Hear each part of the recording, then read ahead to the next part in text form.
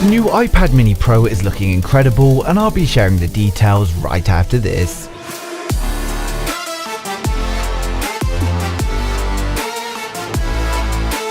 If you're new here and want to stay up to date with the latest tech, please hit subscribe followed by the bell. You can also keep up on Facebook, Instagram and Twitter by clicking the links in the description.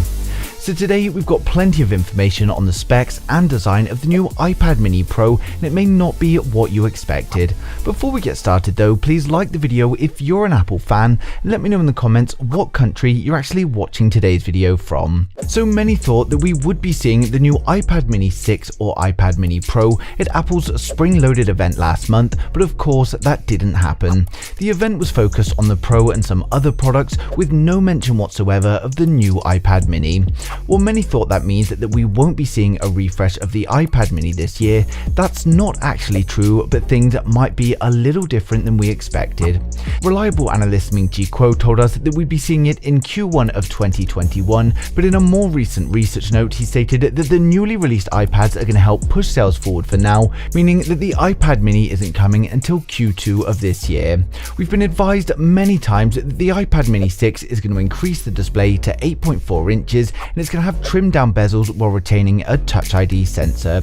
New news has come in, however, that states it won't necessarily be an iPad mini Pro, but actually an iPad Pro mini. So what I mean by that is instead of being a budget-friendly small iPad, it's actually the iPad Pro in a more compact size. Now, Kuo predicted in the past that the upcoming iPad mini was actually going to feature Apple's mini LED display, which didn't really make sense at the time, but if it's a mini version of the iPad Pro, then this could well happen. That being said, the 11-inch iPad Pro also didn't get the new mini LED technology, so we're going to have to wait and see. It is important to note, however, that mini LED is an improvement on an LED display, but it's not an OLED display and it still uses an LCD panel. Now, Tron, who has leaked plenty of information already this year, has given us a spec list on the new iPad mini Pro, and it looks like a great device. He states we're actually going to be getting an 8.7-inch display, so it's a bit of an increase over the 8.4 that we've heard of in the past, and he again reiterates that it's a smaller version of the iPad Pro. According to Tron, it's coming in silver and grey, it's going to support 5G, and he backs up a release of Q2 this year. He predicts a starting price of $650, which makes complete sense if we look at the price difference in the rest of the iPad Pros. If you remember a while back, we had leaked photos of the new iPad mini alongside the iPad Pros, so this could all make sense as to why they were together. Of course, there's no way to verify these new leaks, but it is starting to add up. If this is all true, then we're unsure when we're going to see the next refresh of the standard iPad mini, but at the same time, the predecessor is running an A12, so it's still a good choice for those that want a budget-friendly compact iPad. But all this means that the iPad mini Pro is actually more exciting than we expected, and I think it's going to make a good addition to the iPad Pro range. For those of you that are now excited for the iPad mini Pro, we're going to run through the full specs, design and the pricing to help you guys decide if it's going to be worth the wait. So to start with, the new iPad mini Pro is expected to come with an 8.7-inch liquid retina LCD display, and while there are rumors of it being mini LED, we believe it's going to be a standard LCD display.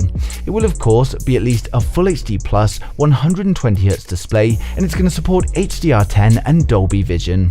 We get a single camera on the front, and it's most likely to be the 12-megapixel ultrawide that has an aperture of f2.4 and a 125-degree field of view.